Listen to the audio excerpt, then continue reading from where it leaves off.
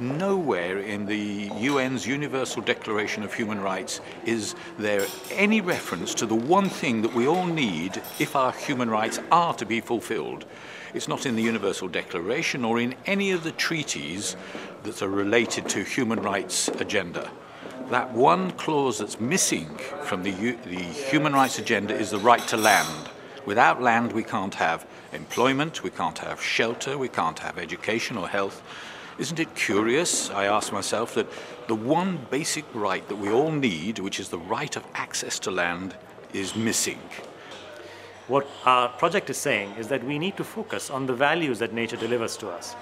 The fact that it is priced at zero, which means there's no market that trades the quality of air, the quality of the environment, flood prevention, drought control, ecotourism, biodiversity. These are things that don't come to you through markets, but that doesn't mean they're not worth anything. In fact, they're worth a lot. And we need to recognize that value. We need to change our systems and our thinkings and our behaviors in order to respect that value and make sure that it continues to flow to our children and grandchildren. In Copenhagen, in December this year, 195 countries will meet to see if we can manage an agreement. In my view, that agreement has to be to put a price on carbon dioxide. And putting a price on carbon dioxide means treating it as a tradable commodity. We're doing that in Europe, and now we need to see that it goes across the world. Part of what Renaissance 2 is doing, as well as promoting values and the benefits of values and ethics, moral leadership within business, is also the ideas of exploring complementary currencies to our current euro-dollar based bank loan, positive interest-based currencies. Now, the greatest destruction of capital happening in the world at the moment is not happening in the stock markets.